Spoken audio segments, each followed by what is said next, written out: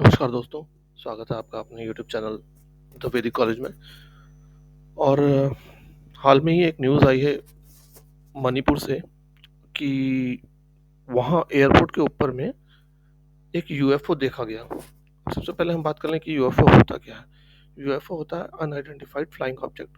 कोई भी ऐसी चीज़ जो उड़ रही हो और उसको पहचाना नहीं जा सके। हम उसको जहाज़ नहीं बोल सकते या रॉकेट नहीं बोल सकते या कुछ और नहीं बोल सकते, तो ऐसी चीज़ को अनआइडेंटिफाइड फ्लाइंग ऑब्जेक्ट या यूएफओ बोला जाता है। तो ये 20 तारीख को कल ही हुआ था और इसके चलते वहाँ पे कई सारी फ्लाइट्स डिलेड या डाइवर्ट करनी पड़ गई। और ये काफ़ी सीरियस मामला है, क्योंकि देखिए वहाँ पे बॉर्डर म्यांमार के साथ भी लगता है इंडिया का और चाइना के साथ भी लगता है, और वैसे ही चाइना के साथ टेंशन चल रही है, तो इसको बहुत ही सीरियसली लिया जाता है कि ऐसी कोई चीज़ अगर होती है तो। हाल के दिनों में आपने देखा कि इवन यूएसए में भी चाइना ने बहुत सारे बैलून भेज दिए थे, तो क्या पता वो भी हो सकता है। अभी कुछ किसी की तरफ से आया नहीं है, ये सिर्फ स्पेकुलेशंस है। तो हुआ क्या आखिरकार हम ये जानते हैं। अगर आप हमारे चैनल पर पहली बार आए हैं तो हमें लाइक और सब्सक्राइब जरूर करें।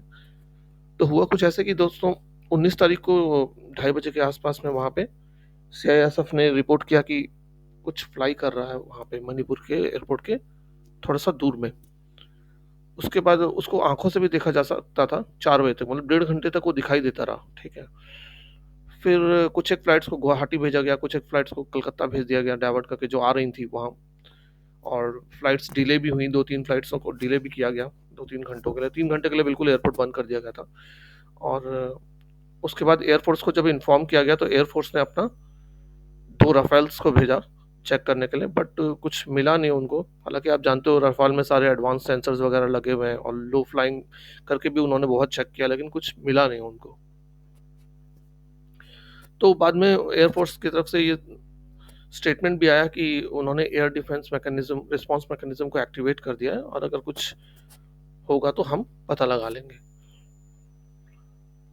अब देखो यूएफए का जो कल्चर है, ये इंडिया में इतना ज़्यादा नहीं है ना। क्योंकि देखो ज़्यादातर अगर हम यूएफओ की बात करें तो अमेरिका से ही ज़्यादातर आता है कि हाँ अमेरिका में यूएफओ। हमेशा हमने बहुत सारे वीडियोस देखे होंगे आपने कि अमेरिका में यूएफओ की साइटिंग बहुत ज़्यादा रिपोर्ट की जाती है। इसके पीछे 2-3 रीज़न है। एक तो कि देखो यूएस हमेशा से ही अमीर है ना, अमीर कंट्री है। तो वहाँ पहले से ही लोगों के पास कैमरे वगैरह हर घर में ही होते थे, तो वो शूट्स वगैरह कर लेते थे। वेरएज़ इंडिया में अगर होता भी था तो इंडिया में रिकॉर्डिंग का तो फैसिलिटी थी नहीं तब। अब भले ही लोगों के पास कैमरे वैमरे आ गए हैं, और तो लोगों में अब ये वीडियोस ऐसे आना सामने शुरू हो गए हैं चीज़ें को लेके। और इसको लेके बहुत सारी बातें होती रही है हमेशा से कि क्या एलियंस एलियंस मतलब कि हमारे अलावा भी दुनिया में कहीं पे लाइफ है या नहीं है। इसको ये हमेशा से एक डिबेट रहा है, और नासा वगैरह बहुत ज़्यादा इस पर रिसर्च भी कर रहे हैं। इवन जो यूएस के पहले फॉर्मर प्रेसिडेंट रह चुके हैं बराक ओबामा, 2021 में उन्होंने एक इंटरव्यू में कहा था कि what is true, I am actually serious here, there are footage and records of objects in the skies that we don't exactly know what they are. We can't explain how they move, their trajectory. They did not have a easily explainable pattern. And so I think that I think that people still take it seriously and investigate. उन्होंने ये बोला कि देखो बहुत सारे ऐसे records हैं और वीडियो सामने आए हैं जिसमें कि अचानक से वो ना उड़ते हुए इधर हो जाते हैं या उधर हो जाते हैं, या बहुत तेज अचानक उड़ जाते हैं। कई सारे ऐसे वीडियोस आए हैं जो बिल्कुल एक्सप्लेन नहीं कर सकता फिजिक्स हमारा ना। तो हाँ, वो कहते हैं कि इसको सीरियसली लेके इन्वेस्टिगेशन करने की ज़रूरत है कि आखिर क्या चीज़ें हैं ऐसी। और पहले 70s 80s में यूएस में बड़ा कल्चर था यूएफओ का ना, यूएफओ साइटिंग्स का। वहाँ तो बहुत सारी ऑर्गेनाइजेशंस थी, बहुत सारे लोग उसमें मेंबर थे। कोई बोलता था हम वेनस से हैं, कोई बोलता था हम मार्स से, ऐसा बहुत सारे आप देख लोगे वीडियोस पड़े हुए। तो वहाँ एक कल्चर था बहुत ज़्यादा यूएफओ को लेकर के। हालांकि धीरे धीरे जैसे जैसे अवेयरनेस बढ़ी है ना, तो अब थोड़ा कम होता जा रहा है, लेकिन पहले तो बहुत ही ज़्यादा था। तो गवर्नमेंट ने उस ज़माने में एक प्रोजेक्ट ब्लू बुक करके एक प्रोजेक्ट भी शुरू किया था। और 1952 से 69 में तक लगभग लगभग 12,000 रिपोर्ट्स आई थी ऐसी यूएफओस की। बट उनमें से कुछ उन्होंने डिक्लेयर किया कि एस्ट्रोनॉमिकल फेनोमेना है या एटमॉस्फेरिक फेनोमेना या कुछ एक आर्टिफिशियल फेनोमेना भी है। लेकिन उसमें से 6% केसेस ऐसे भी थे जो बिल्कुल भी अनआइडेंटिफाइड रहे, वो बिल्कुल अनएक्सप्लेन्ड रहे कि आखिर है क्या। अब ये इतना ज़्यादा यूएस का क्यों फ़ोकस था इन चीज़ों को लेकर के कि अनआइडेंटिफाइड चीज़ों को पकड़ना है, क्योंकि देखो उस ज़माने में ना वर्ल्ड वॉर 2 के बाद कोल्ड वॉर भी चल रहा था। तो यूएसए को हमेशा डर लग बना रहता था कम्युनिस्ट यूएसएसआर का कि हाँ, कहीं वो कुछ अटैक ना कर दें। तो उस चलते वो ओवर कॉन्शियस रहते थे उस चीज़ को लेकर के। अब कुछ भी अगर स्पेस में दिखता था तो वो फटाक से उसका एक्सप्लेनेशन माँगने लग जाते थे। लोगों में डर था बहुत ज़्यादा, है ना?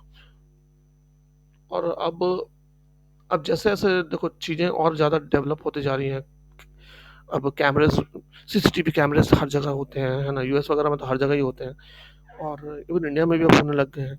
तो इनसे भी ज़्यादा कैप्चर होने लग गई हैं चीज़ें, तो अब और भी ज़्यादा इसमें रिसर्च और सामने चीज़ें आने लग गई हैं। पहले कुछ थोड़ा दिखा हो सकता है एटमॉस्फेरिक ही फिनोमेना हो कुछ, तो उसको भी मान लिया जाता था कि वो यूएफओ है। लेकिन धीरे-धीरे जब ऐसी कैप इमेज कैप्चर और वीडियो कैप्चर करने की टेक्नीक डेवलप हो गई ज़्यादा बेटर से बेटर, तो ये चीज़ें आउट धीरे-धीरे कम होने लग गई, ठीक है?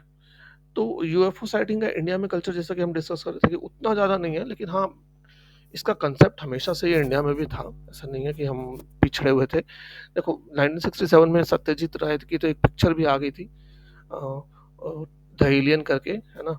उसमें वो दिखाते हैं कि अदरली वर्ल्ड के लोग आते हैं। वो इसको हॉलीवुड पिक्चर भी बनाना चाहते थे, लेकिन बाद में वो बनाए नहीं और हॉलीवुड डायरेक्टर स्टीवन ने बनाई एक पिक्चर ईटी 1981 में वो रिलीज़ हुई थी। तो कहा जाता है कि उन्होंने उसी का कांसेप्ट सत्यजीत रे का कांसेप्ट ले लिया था, लेकिन उन्होंने डिनाई किया कि नहीं, नहीं ऐसा कुछ नहीं है। और यूएपीज़ क्या होते हैं? यूएपीज़ अनआइडेंटिफाइड एरियल फेनोमेना जो हम डिस्कस कर रहे थे कि देखो बहुत सारे एटमॉस्फेयर में फेनोमेना होते रहते हैं, लाइट के या वाटर ड्रॉपलेट्स के, है ना? या फिर एयर का।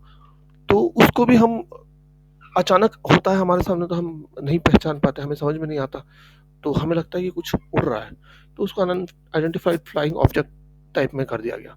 लेकिन वो धीरे-धीरे जब उसकी रिकॉर्डिंग हुई, उसका एनालिसिस हुआ तो कई सारी चीज़ें ये हटा दी गई। हालाँकि अभी भी कुछ परसेंटेज है जो हम नहीं समझ पाते हैं। और even national security council spokesperson जो हैं यूएस के, जॉन किर्बी, उन्होंने कहा कि देखो पता नहीं है कुछ के फिनोमेना जो हमारे अनएक्सप्लेन्ड हैं, हम मानते हैं इस चीज़ को और इनको ये एक नेशनल इश्यू है और इसके आंसर्स ढूँढने की हमें पूरी कोशिश करनी चाहिए। तो ये चीज़ें हैं। अब देखो इंडिया में भी देखो कई हम ज़्यादातर क्या करते हैं जब भी यूएफओ की बात करते हैं तो हमें लगता है कि हाँ, बॉलीवुड हॉलीवुड पिक्चर्स वगैरह होगी, बॉलीवुड में नहीं है।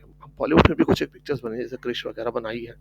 लेकिन उससे भी पहले यार इवन 1960s में भी बहुत सारी पिक्चरें थी। इवन तमिल की भी पिक्चर है, मैं नाम उसका भूल गया, बट इवन तमिल में भी पिक्चर है आप देखोगे तो बना रखी है 1960s में। और बंगाली पिक्चर भी हैं 1-2 और सत्यजीत रे की ही हैं, 1960s के ज़माने में 62-63 में ही बनाई गई थी यूएफओ पे इंडिया में पिक्चर्स। तो आप चाहो तो उनको देखो यार सर्च करके और मज़ा आएगा।